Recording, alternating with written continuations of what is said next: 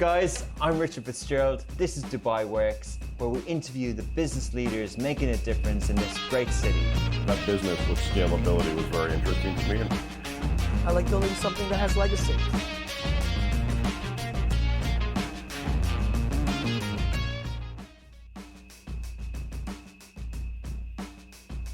The sponsor of today's show is eVest, a digital brokerage firm founded with the vision of bringing trust and credibility to the world of online trading.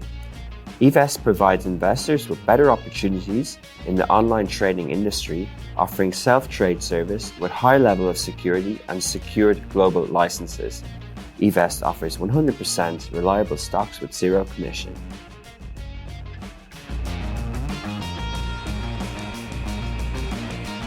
I think on Dubai Works, there's no getting away from real estate. It's such a dominant theme and topic, from private developers that we've had on to different marketplaces and agents. And today we continue the theme of real estate.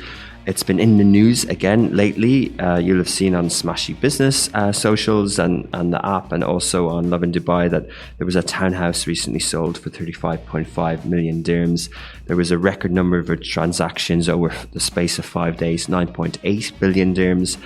So it's a fascinating area. There's a lot of people involved in it. There's a whole ecosystem.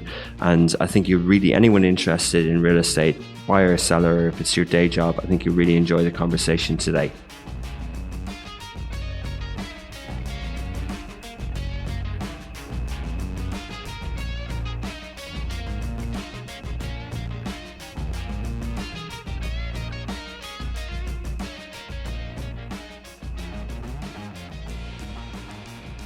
Welcome back to another episode of Dubai Works Business Podcast. This week, we're with JP Mondalek. He is the CEO of a Dubai-based property portal, Houza, built with simplicity in mind, while still providing all the necessary tools and features a user would need. So we'll be hearing about Houza, how it started. Really interesting story.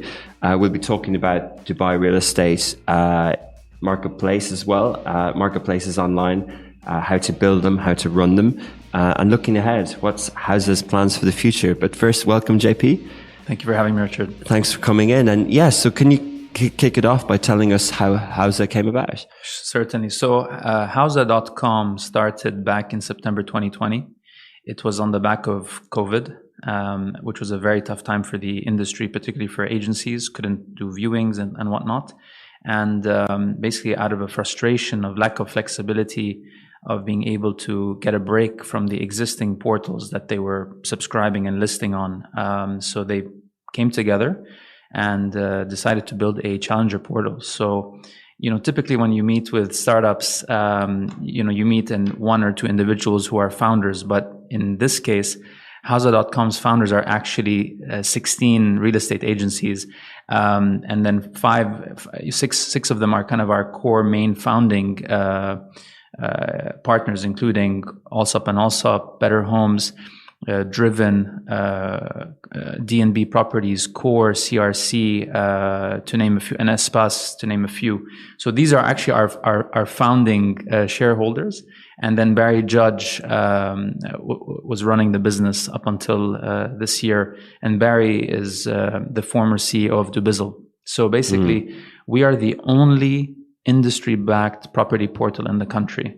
And we've been in operation now for 2 years. And I just joined the business 2 months ago, and rejoining my former colleagues from the Dubizzle days. So our entire leadership team are ex-Dubizzlers, and we've got a wonderful bench of talent, people who come from household names like Noon. I'm ex-Amazon and ex-Uber, and then Dubizzle, as I mentioned, ex-Gumtree. So we have a lot of combined knowledge when it comes to online marketplaces and classifieds.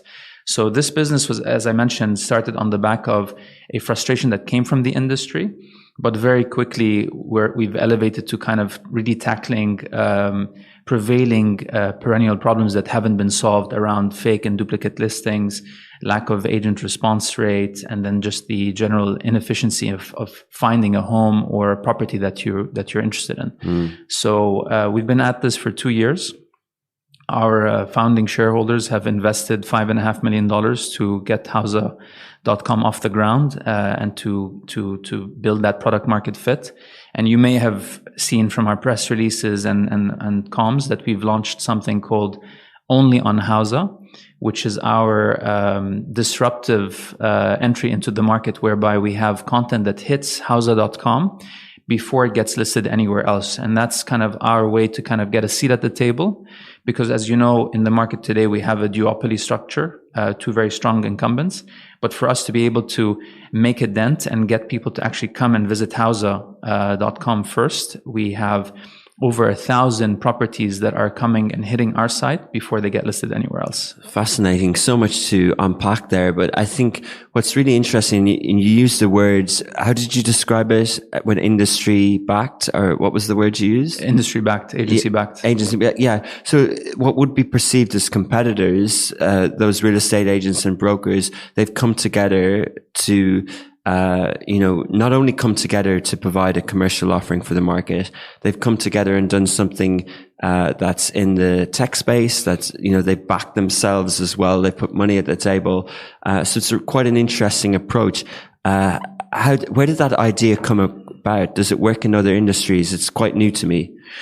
In fact, there's a couple of examples around the world of agency-backed property portals. So this is not the first example, and typically the origin stories and for those businesses as well is at some point they feel that the property portals may be extracting more value than they are providing, and then these agencies feel like, well, what if we were to build our own platform and we own the content? And as we'll probably talk about later on in this podcast, about when it comes to building a liquid marketplace, it's all about content. Supply leads demand. You have to have inventory for people to be attracted to come to the site. So since they own the inventory, they're like, what stops us from building our own portal? However, like any marketplace, you need to have demand and traffic and awareness for those agencies and their inventory to be delivering leads so that their agents are satisfied, right? That there's traffic and engagement on the site. So I think what's different here is that we have a world-class team of experts who have decades of experience of online classifieds and online marketplaces to kind of help build the user experience, the journey, build the brand. And then at the same time, we're backed by the industry, which means we're able to get, as I mentioned, content first. So that's our exclusive content strategy. And then over time, keep building on that and then ensuring that we get the best content first and getting people to come onto our site. It's fascinating. I think, when you've got a sort of a legacy incumbent business in this digital world that works, you don't necessarily want to disrupt it. But then if you took it on all yourself, if you decided you were Allsop and you wanted to build a portal, I'll say the names, you don't have to, like Bayes or Property Finder, it might not only cost you a lot of money, it would mean that you have to sort of approach it very differently. And sometimes that's where companies might struggle. But this is a solution where everyone's got skin in the game and there's less risk. Absolutely. I think you nailed it. So what I've seen in the past when companies are trying to break in and don't have the industry backing them, they actually have to end up scraping or essentially stealing content to be able to say, hey, we've got content, but they're not kind of coming front of house and getting that content, where here it's with the blessing and support of all of those agencies that we have all of their content. And then it goes one step further where they're saying, we want you to succeed so much so that we're willing to hold out and give you that content first, right? Because there's also an opportunity cost in doing that, right?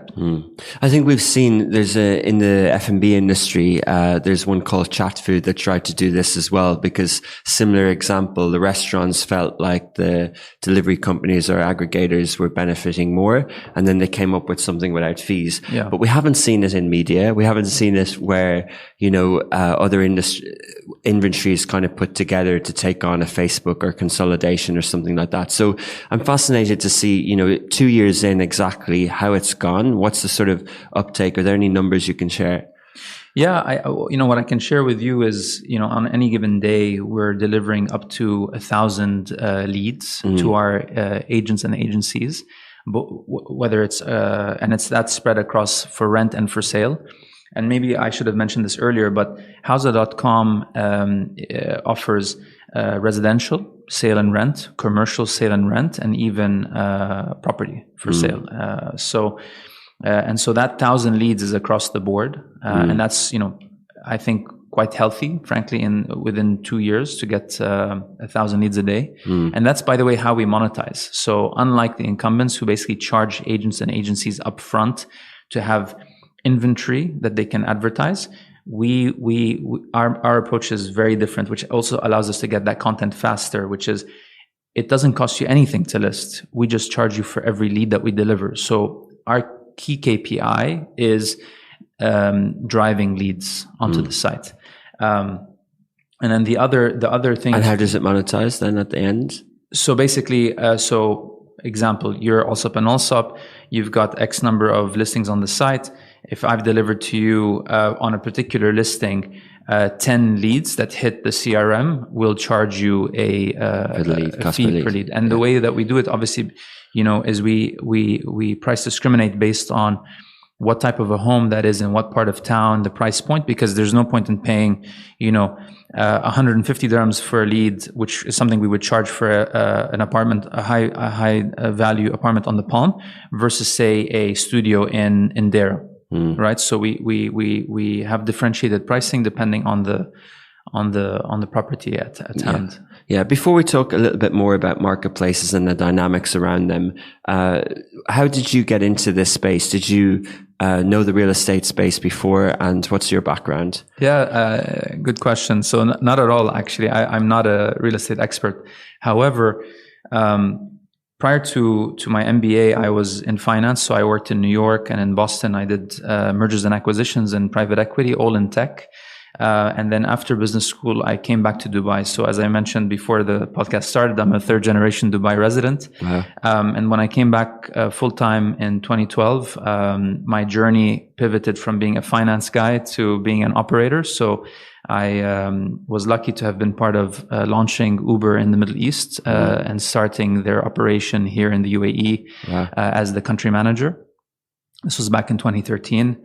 I did that for a little over 2 years, and then joined Dubizzle to run their motors business. And that's where I met Barry and the rest of our team here at Houza. We all worked at Dubizzle together and built essentially a business that was, before it was acquired, was worth $400 million. So I kind of cut my teeth building online marketplaces, building a classified site across those two. And then most recently, before joining Houza, I was with Amazon for the last 2.5 years, building Amazon's brand, taking us from Souk.com to Amazon in the UAE, Saudi, and Egypt.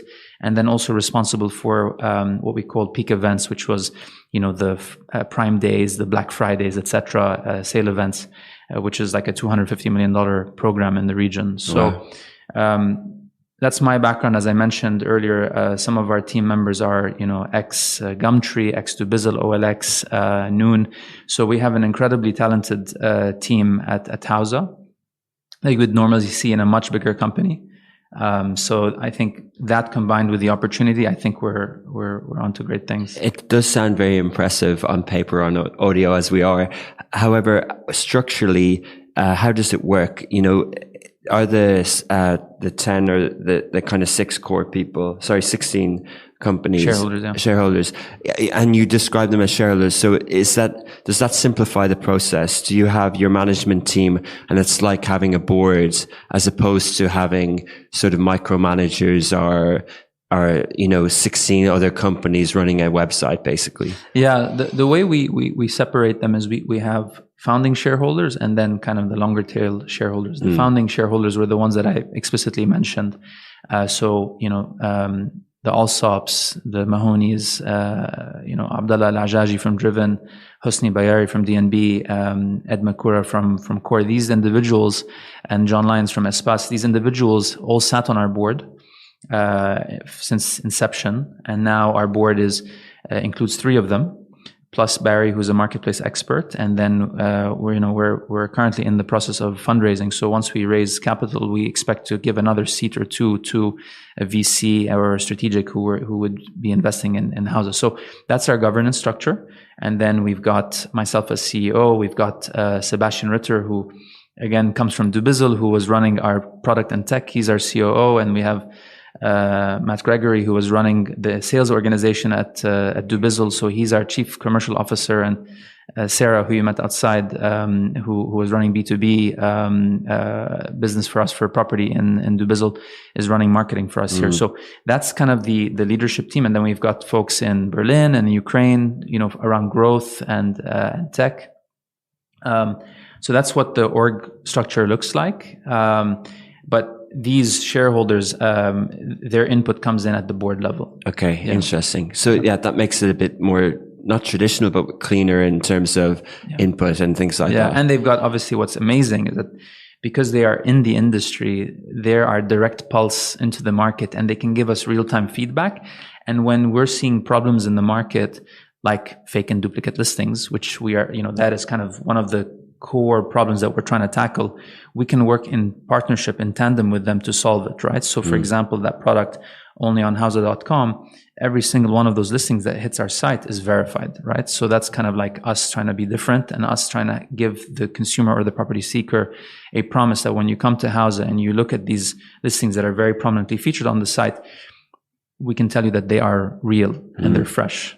Okay. And so the 5.5 million, do you see that as sort of initial capital up front? And where was the business licensed, and what sort of round are you looking at now? Yeah. So the business was set up in ADGM, and Abu Dhabi Global Market. Yeah, correct. And the initial 5.5 million was a seed funding from these investors. But for us to be able to really make a dent and to build top of mind awareness, not only from the property seekers side, but also from agents and agencies, we really need to go out and start communicating the brand, which is what I've been doing at Amazon for the last 2.5 years. So the great experience to now bring over here and elevate the brand, so people will be aware and consider. But then there's so many things we have on our quality product roadmap that we want to build. And so we need to scale product and tech. And then, as you know, to build any great business, you need phenomenal talent. So, we want a stock option pool that we can give equity to people that we hire. And then with these subsequent funding rounds and valuation growing, then we can reward them for the hard work that they do. So we are only just getting started. Yeah, so you've kind of outlined those three areas, or a few million each to build, but that would be what you would spend the next round on. Correct. So we're currently out fundraising, and we're hoping to raise in excess of $10 million to do this for the next couple of years, and then set us up for a very strong Series A. Today, I like to say we're Houza 1.0, where we're tackling those three perennial problems of poor content quality, poor agent engagement rate, and then kind of the inefficiency in searching for the content that you want. And then the way we tackle it is by our differentiated model. Rather than charging upfront for inventory, we charge you for performance for the leads that you receive. But then where we see ourselves going in the future is getting closer to the transaction. And I think what's exciting, not only for us and our partners, but also for potential investors, is that because we're not shackled by these legacy monetization models, right, we're able to do things differently. And I think perhaps this is an opportunity for me to tell you kind of like how is Houza differentiated in this duopoly market. If I'm an agency and I'm listing on those sites, for my content to be featured at the very top, I have to pay. I have to pay for these value-added products, to be featured ads. Now, what that means is, if I'm a younger agency and my pockets aren't as deep, then I kind of get lost in the clutter. Also, if I'm a property seeker and I visit those sites, I'm inundated with pages and pages and pages of these featured ads before I see organic content. Everything is kind of paid, not dissimilar to what you see with Google, right, when you're searching paid ads. So with us, our entire raison d'etre is around quality. And so the way our listing algorithm works is it's all based on quality signals rather than paying to be at the top. So, example, if the listing is exclusive, that content goes all the way to the top. If the agent who's representing is very responsive, we track those signals because we do call tracking, WhatsApp tracking, email tracking, and we see how responsive they are, how quickly they are to get back to you. If that is a very professional and engaged agent, we reward them and we push that content to the top. If there's a 360 tour, i.e. the content quality is robust, lots of photos, we push that listing to the top. It is not pay to play. It's rather we reward for good behavior. And I think that is how we're coming at this industry very differently. We're not just another Me3, and we're tackling problems in a way that the incumbents cannot, because again, their private valuations are pegged by the revenues that they're generating quite successfully purely on advertising and share of voice. Because we're not shackled by that, we can come at it differently, be very property seeker backwards, quality backwards, and solve for that problem. Yeah, and what you've described, basically has the user in mind. So all of those indicators, you've basically given away, the keys to how to not search engine optimization, but Houza engine optimization. So as an agent or someone who's listing, that they're actually being not rewarded in their own benefits, but they're providing something that the end user will get faster and more quality products, basically. Precisely. And we're democratizing basically that very prominent real estate on the site to any agent that has exclusive and high quality content. But speaking of democratizing sort of that, why is it exclusive to agents? Why can't an individual list there? I think from our experience at Dubizzle, where we actually did allow end consumers to list directly, those individuals are anonymous essentially, and they don't have legacy and brand equity that they need to adhere to. So that means sometimes you can have some bad agents, if you will, playing and not above board. And so from a moderation standpoint, it's easier for us to work with professional agencies, regulated, as opposed to just C2C. But can you see an opportunity? Because if maybe if I'm listing a property for rent or sale, I mightn't have fees and I would have to go through a broker. But if, like any other platform, if this is sort of peer-to-peer, like a marketplace, like if it is a marketplace element, then, could it be that individuals can list and sell their own property? I think from an efficiency standpoint, the agencies and the brokers are best positioned to make a transaction happen, right? They're professionals. I think once you start to leave it into the hands of individuals, I think it just opens a myriad of problems and, accountability and whatnot. And honestly, this is always when you look at, businesses like Craigslist and Dubizzle, while they're incredibly well trafficked, their biggest challenge is around content moderation and ensuring that, bad actors are kind of reined in. But there's only so much that you can do with the marketplace, right? And I had this experience when I was at Amazon, right? We have the retail business and we have the 3P business. And then we have something in the middle called Fulfilled by Amazon, which is kind of the best of both worlds. So the 3Ps is the pure marketplace, where it's I'm buying from a seller somewhere in the UAE, etc., and their goods don't sit in our warehouses, and the logistics are done by them.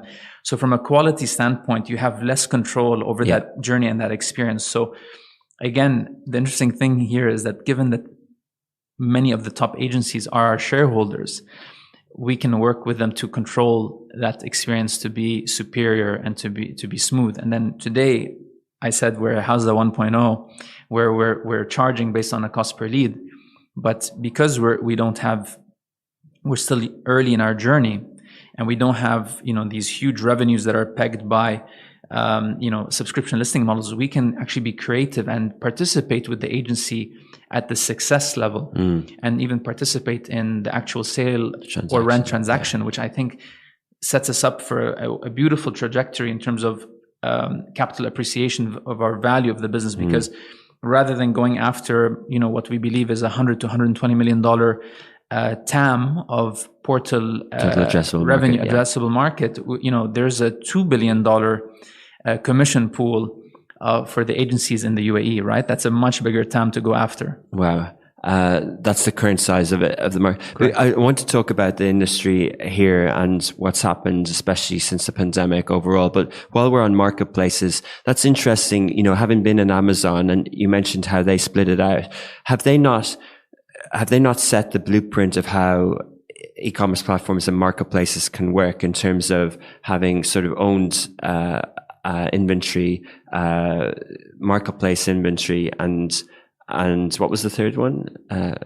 What else did it have? Fulfilled by Amazon. So Yeah. I think, so what's different here is that we're not in the business of actually, we don't. It's property, so it's different. It's asset light because we're just the marketplace that's connecting the vendor, the landlord, and the prospective buyer or renter, right? And we connect them. And the people who are participating and providing that content is the licensed broker. Now, in the case of e-commerce, there's a physical good, there's warehousing and all of that stuff. The Fulfilled by Amazon piece is Amazon's way to mimic the experience and the quality of the journey of retail, but enjoying the long tail selection that opening up the marketplace does. So they help with the last mile and the efficiencies of it. Correct. And then all of that content can suddenly be, under the prime standard of speed and delivery and free shipping, right? In our case, our superpower is only on Houza, and only on Houza is verified content, first to market content, fresh listings from the top agencies in the country. Verified right? agents, yeah. Absolutely. And then from the top agencies in the country, right? The likes of the Allsops, the Better Homes, the Drivens, etc., Espace DNB, to name a few. And then us being able to provide that content to our visitors first before they can find it anywhere else is a huge differentiator. And then there's a trust element there, right? Because as I mentioned today, if you went out and surveyed 10 people about what is it like to search for a property in the UAE, there's a lot of frustration, combination of fake listings, a lot of duplicate listings, agents not being responsive. They call, they hear that common line, sorry, but that listing has now just left, but I have something else for you, right? So we're trying to solve for that, give people a better experience, and then reward the agents and the agencies that are also participating in us trying to kind of raise that quality bar. Interesting. Are you seeing agencies assigning special Houza teams to make that process even better? Some of the agencies are dedicating, for example, like Better Homes has invested in a call center, right? So every single lead that comes in through Houza, there's a Better Homes call center agent that picks up the call, and then they divert that lead to one of their agents. So I think that's a very powerful differentiating factor for them to ensure that no lead is ever missed, right? Yeah. And I think a lot of other agencies can learn from that strategy. Interesting. And going back to the sort of marketplace part of it, how have you built the tech? What sort of investments have you got there, and where is that tech team being run out of? Yeah, so the beauty of Houza and the people running the business are, as I mentioned, decades of experience building marketplaces, classifieds. So, and we know all of the pain points that we went through from our time together at Dubizzle. So when we built the product and when we decided on what is our go-to-market approach, we tackled it very differently, starting from building a listing algorithm that is not based on pay to get to the top, but rather quality backwards, like ensuring that the best and the freshest listings get to the top, right? So we built that technology with our team that sits in the Ukraine. Our product managers sit between here and Berlin. And then, as I mentioned, our CTO and CPO are based in Dubai and are ex-Dubizzlers, right? Okay. So we have that experience. And then what we built also is you and I get to enjoy the front of the house, which is Houza.com. But the agents and the agencies have access to the Houza Hub. And that's essentially their professional dashboard for them to manage the content that they list, to see how many leads they got, to listen into leads that they've received, because we do call tracking, we have WhatsApp tracking, etc. And then also we give them access to best-in-class data. We have a partner in Reden, who you may have heard of. They basically do all the valuation. So unlike some other sites, when you go and visit Houza.com and you search for a 2-bedroom apartment in Marina, we will show you a very detailed chart of pricing trends. And when you go into the actual listing, and you can see that listing, how is the price per square foot relevant, versus past pricing. And then when you scroll down, you can actually see actual transactions, sometimes even at a building level, of units that have sold, for you to understand, like, hey, is the pricing higher or lower, or at par? So that really also useful. Empowers the property seeker to make a good decision. Yeah, really useful. Yeah, amazing. And so just in general then, we see loads of statistics on Love in Dubai and elsewhere about how many transactions have taken place in the UAE. And it seems like as the stock markets are having a bear market, the Dubai property market especially is having bull market at the moment. It's record levels. What's your assessment of that? What's driven that? And how do you see the current property market in UAE? I think the UAE has benefited from a lot of instability around the world, right? We've seen an influx of investors come to the region, buying property not just in Dubai but even in the capital. We've seen an interesting trend where during peak COVID, people were looking for backyards. There was a lot of appetite for villas, and then the huge appreciation in value for villas. But then now apartments are suddenly looking like great value. Then there's been a shift in demand towards apartments. And then Sarah, my colleague, just was quoted in Khalij Times on an article around a recent trend where now people are seeing tremendous value in the suburbs, in this part of town, for example, in Dubai Land, where people can upgrade to bigger homes versus what they could find in the center of the city. So we're seeing great positive momentum. I think past data points I can mention is $90 billion of transaction value, right? Is the pie that's growing now year over year. Agents and agencies generating north of $2 billion in commissions, and then the property portals getting a piece of that pie today. Us and many of them are essentially charging based on visibility, or in our case, performance in the form of leads. And I think the future for us is really working hand in hand with these agencies and being their partners, so that we're participating with them on success.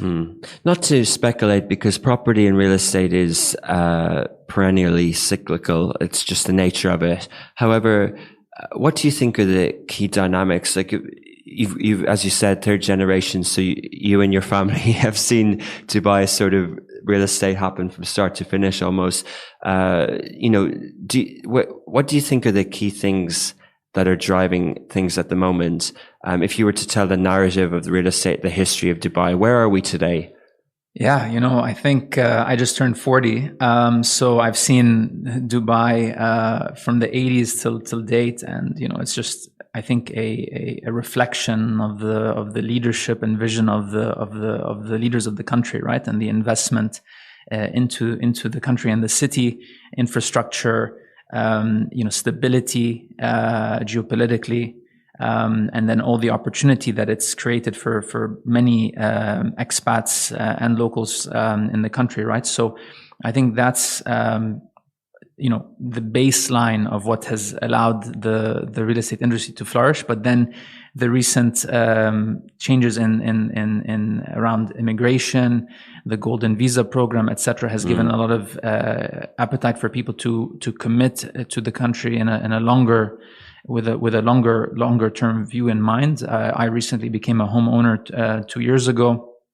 Major milestone for me, because obviously when we first came to the country, like my grandfather came here in 59, right? We couldn't own, but now we've suddenly gone from a generation of renters to a generation of owners. And I think that's, that is the bedrock, I think, that will buoy the real estate market, right? And then above and beyond that, right? It's not just about residential, there's also commercial. And now the UAE and Dubai has become a hub. Look at the office of where you sit in. You see around you, major corporations are building hubs and centers and manufacturing in the country, right? And that also buoys some of that commercial real estate in the outskirts of the city. And when I was younger, I remember you may have heard of the Hard Rock Cafe, which is around where the American University of Dubai is. And back in the day, we used to think that was the end of the universe, right? And the world ended there. But now that's kind of, things in Dubai South is flourishing, right? So I think the best times are still ahead of us. And I think the innovation that we're seeing in the market as it relates to tourism, commerce, and whatnot is just going to generate more demand for both residential and commercial real estate in the country. Fascinating, really interesting and good variety perspective, if that's the right word, perspective. And I like how you mentioned the commercial real estate as well, because it sometimes gets overlooked in the story of real estate in the UAE. And, the kind of the city within a city narrative as well, that, it's quite unique to Dubai, isn't it? You can choose not necessarily a compound, but you can choose a master development and all your needs can be fulfilled there, from schooling to lifestyle, livability, exercise, everything like that. There just seems to be a lot of it. From a layperson looking at outside, and I've been here 10 years, there wasn't many, there weren't opportunities from a townhouse and villa opportunity back then, and there seems to be proliferation of it now. And almost too much. And I don't know what the kind of supply and demand is, but everywhere I look, I see rows and rows and rows of townhouses. At the moment, doesn't seem to be impacting the kind of demand. There seems to be demand for it. Do you think that at a point it will peter out a bit, that there seems to be so much development going on? I think the development that you're seeing is a response to the demand. And obviously, the last time we had a downturn, a lot of these developments were put on hold. And as things picked up, they were resumed. But this is a cyclical space, right? So I think we're now enjoying the good times, and everybody's benefiting from it, right? From developers to landlords to agents and agencies and portals as well. But at some point we will see a softening in the market, but all indicators are suggesting right now that we still have a few good years ahead of us. Obviously, interest rates increasing are going to make affordability a bit more challenging, and I think this is where some parts of town that offer more value, I think, will have their day in the sun. But right now, we're seeing a healthy combination of end user demand, but also investor demand from abroad. That's an interesting way of looking at interest rates. That exactly how you articulated better than I would, but it's an interesting way of seeing it from a value perspective. Dubai has been praised really for how it's regulated with RERA and the land department and all the regulations. So much so that we hear that how Saudi Arabia is approaching their sort of real estate opportunities to look at how it was done in this country. And from your side of things, you're part of the ecosystem in terms of that tech part of prop tech or that as well. So it does seem that, everything to make a robust real estate industry is in place. Are there any weaknesses? I think you may have read in the news that the DLD is looking to kind of clamp down on this problem with fake and duplicate listings with the Trahisi, which is essentially the permit, which every property is entitled to having up to 3 agents representing it. Okay. And while the Trahisi system exists today, I think there's room for us to kind of help them to enforce it and implement it in a way that there's no room for kind of abuse. How has this been abused? Because you mentioned it a few times, the duplicate listing. Like, why is that destructive? Yeah, well, I'll tell you, it's disruptive on multiple levels, right? So, if I'm a landlord and I've given my property to 3 agents to represent, so in theory, those 3 agents can list that property for sale or for rent on the portals. Now, if other agents see, hey, that's a very attractive property, and I think I could get a lot of leads if I just copy it on the site, take all the details and just copy it, then the problem that happens is that property seekers now have a false impression of supply. Suddenly they feel like, oh, there's many of this villa of that configuration. And guess what?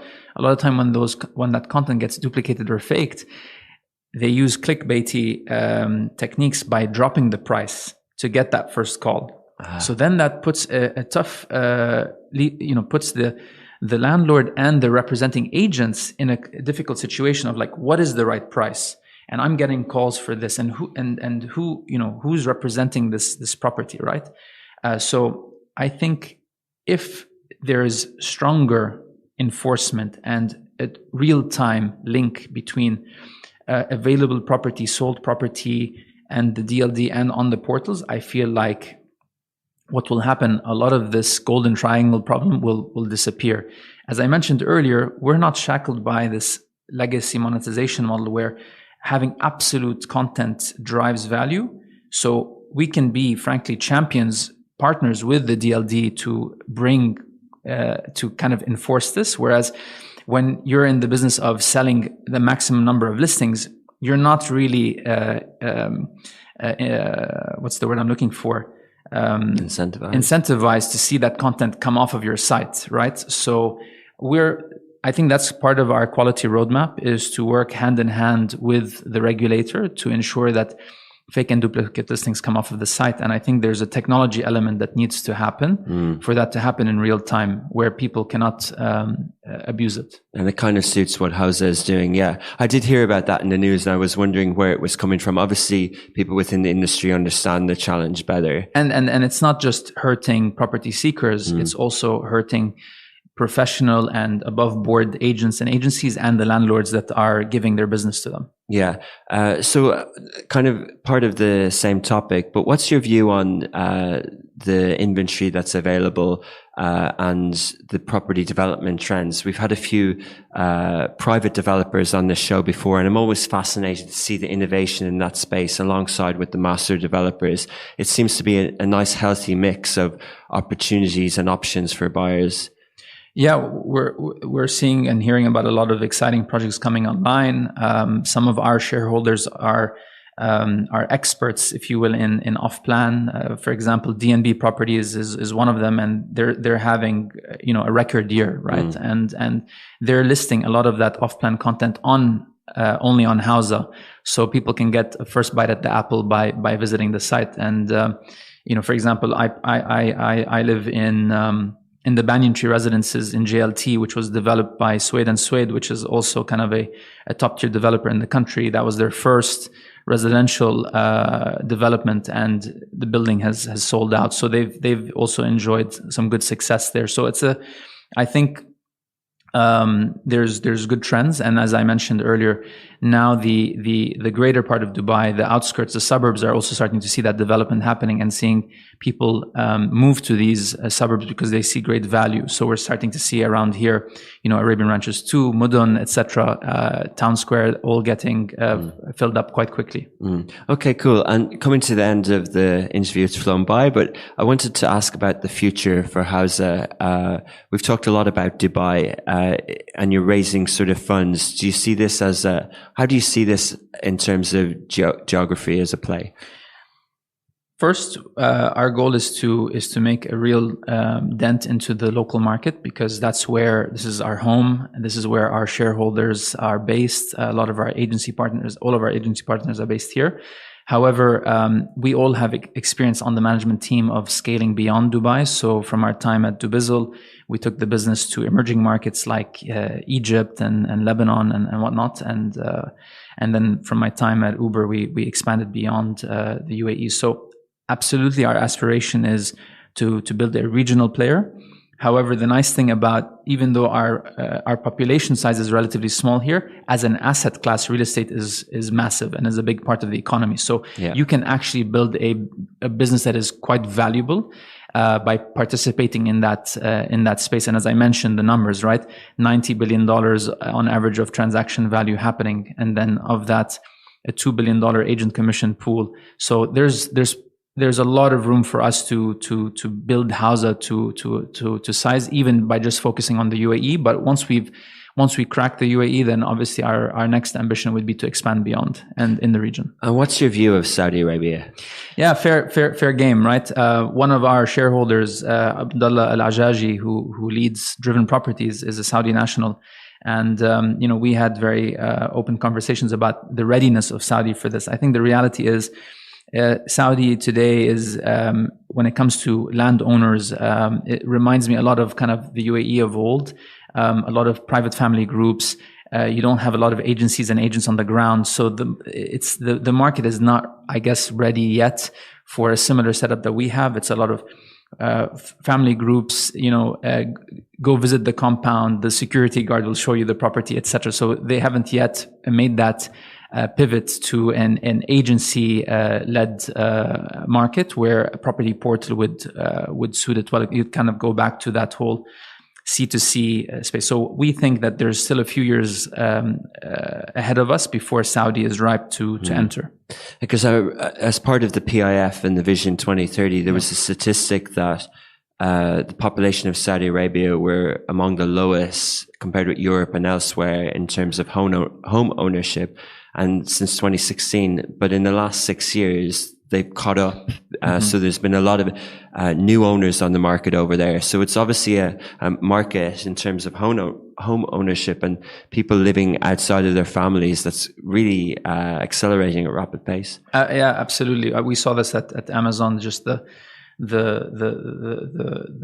traffic of population moving from cities outside of Riyadh into Riyadh. So, young men and also women coming into the workforce in Riyadh, leaving their home cities and now living, on their own in apartments in the city. So that we've seen that. But again, we think that right now we don't want to dilute our focus. Our focus is to try to tackle these three perennial problems that we see in the UAE real estate market with the support of our incredible agency partners, and then build our brand to make people aware of Houza.com, only on Houza, and give them a higher success rate of finding the home or office or land that they're looking for. Amazing. Well, thanks, JP, for sharing everything that you have. It's been really enlightening. Honestly, it's good to hear more about the real estate and more about Houza. So thanks so much, and we'll follow and maybe click in the future. Looking forward to it. Thank you, Richard. Thanks a lot. Take care.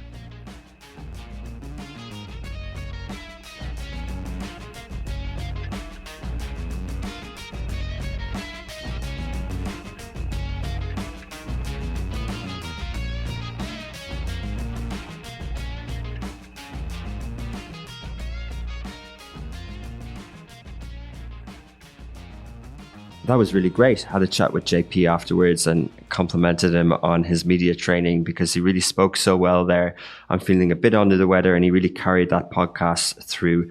So yeah, that was great. I'd like to give a shout out. I was at an Irish Business Network annual seminar last Saturday. We had it at the Sealers Palace with really good guest speakers, Chris Fade, Niall Quinn, an ex-Irish footballer, and three of the guests came up to me, including Conor Fahy, Jerry O'Leary, and they said that they were regular listeners of this podcast. So thank you, Conor. Thank you, Jerry, for listening to Dubai Works. Thank you also to our producers, Ali and Shahir. Thank you to our sponsors, eVest, and looking forward to another podcast next Friday at 11 a.m.